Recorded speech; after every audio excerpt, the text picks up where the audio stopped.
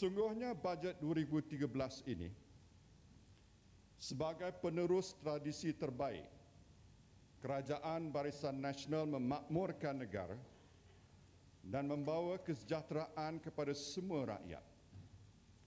Ia manifestasi sebuah janji ditepati. Sejak 55 tahun lalu, pada setiap peringkat pembangunan negara, rakyat Malaysia telah meletakkan kepercayaan mereka kepada kerajaan yang sama. Terima kasih kita ucapkan atas kepercayaan tersebut. Sekali-kali sepanjang masa dan musim berguling, ia tidak pernah dikhianati. Sebaliknya, pada setiap ketika, ia telah dibalas dengan laba pada julat berganda. Kerajaan ini hakikatnya tidak pernah menjanjikan bulan, bintang maupun cakrawala. Kita tidak pernah melakar lukisan yang pada hari ini tampak muluk-muluk dan indah, tetapi sebenarnya merupakan racun yang berbisa. Sebagai kerajaan yang bertanggungjawab, kita tetap menceritakan kebenaran, biarpun kelat.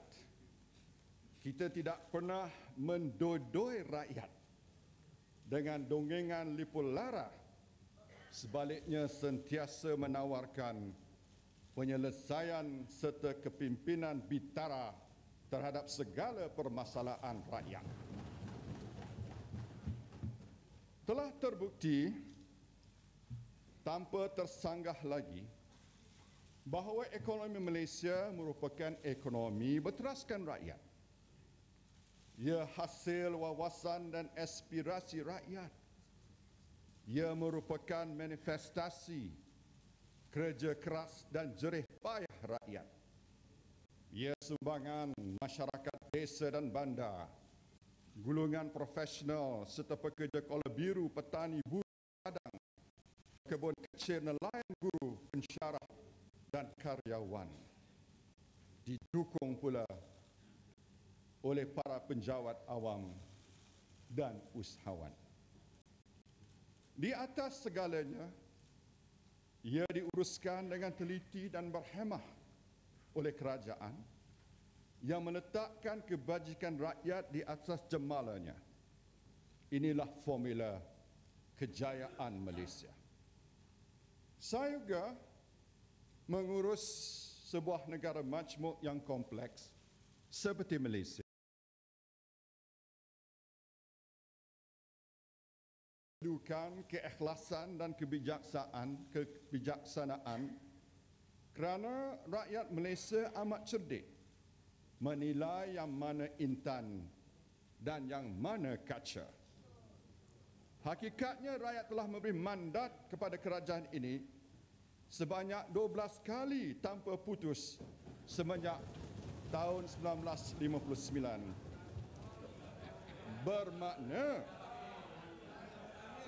Bermakna sesuatu yang betul telah dilakukan oleh kerajaan yang sedia ada. Sesungguhnya wa'ad yang wujud ini di antara rakyat dan kerajaan selama ini mana mungkin mampu dipunahkan wa ima sekuat manapun fitnah dan mehnah melanda. Sehubungan itu, naskah bajet yang akan saya persembahkan ini merupakan sebuah penghargaan kepada seluruh rakyat Malaysia lantaran terus meletakkan kepercayaan kepada kami di sepanjang ketika.